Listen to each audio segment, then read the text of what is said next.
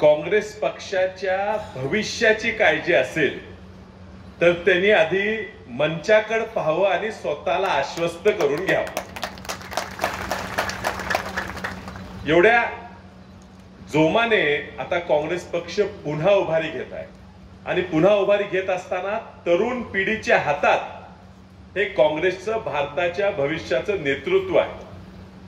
आधीमध्ये तुम्हाला वावड्या येतात, आधीमध्ये धक्का बसतो, मध्ये आपले माजी मुख्यमंत्री निघून गेले, जरा आपण म्हटलो आता काय व्हायचं काय व्हायचं.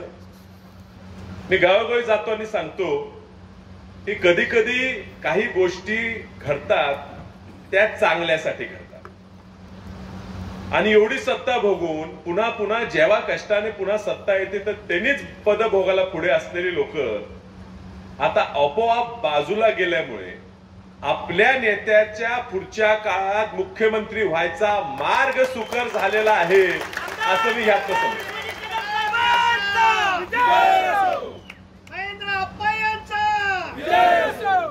बघा, देशाच्या नेतृत्वाला सुद्धा कळलेलं आहे की आता पुढच्या काळात जर काँग्रेसला प्रत्येक जिल्ह्यातनं प्रत्येक राज्यातनं नेतृत्व पुढे आणायचं असेल तर तरुणांना साथ दिली पाहिजे. आपल्या शेजारच्या तेलंगणा राज्यात रेवंतअण्णा रेड्डी सारख्या तरुणाला 50च्या आतल्या कार्यकर्त्याला काँग्रेस पक्षाने जबाबदारी दिली आणि त्या ठिकाणी त्यांनी पुन्हा काँग्रेस राज्यात निवडून आणून मुख्यमंत्री पद घेतलं.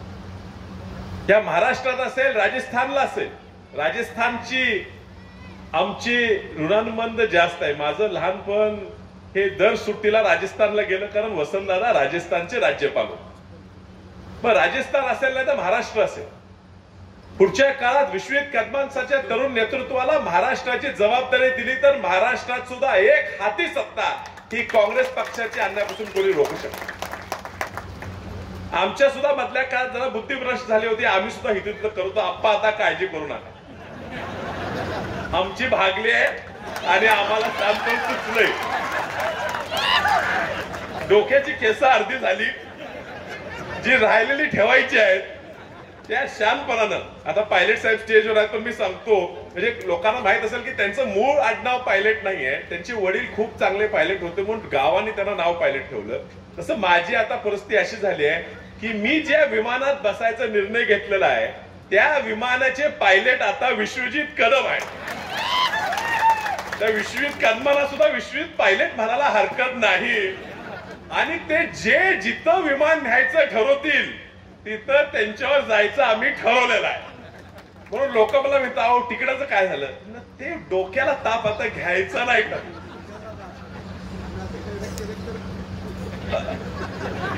आता आम्हाला कळते, आता फक्त नमस्कार करत फिरायचं. कारण मी आवाका बघितलाय. हे बघा, कधी कधी आपल्याला सुद्धा तरुणपणाने आता आमच्या पण कानाला कोणतरी लागत असते, असं करा तुम्ही पण पुढे गेला. पण कधी शर्यतीत आपण जात असलो तर शेजारी आपल्या पळणाऱ्या स्पर्धकाचं अंग त्याचं वागणं बघून शर्यत पळायची की नाही ठरवा लागते. विश्वित कदमांच्या कामाचा आवाका बघून निश्चित आपण ठरवलं पाहिजे की असा नेता आपल्याला पाहिजे. पुराच्या काळात मी सुद्धा आपल्या तालुक्यात फिरत होतो, मलाही वाटायचं एवढं कसं काय विश्वजित कदम त्याच्या पायाला लागलं होतं. मी म्हणायचो बाळासाहेब जखम झालेली आहे, त्या पाण्यात पाय ठेवताय प्लास्टिकची साधी पिशवी बांधून. पण एवढ्या खाली जनतेपर्यंत पोहोचल्यामुळे काय खऱ्या अडचणी जनतेच्या आहेत ते विश्वजित कदमांना ताबडतोब कळते आणि म्हणून आपल्यासाठी ते राबून काम करू शकतात.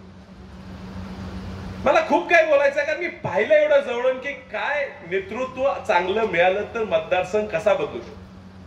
आम्ही राज्यभर फिरतो, आता नानांनी चांगलं भाषण केलं राज्यभर फिरत असताना.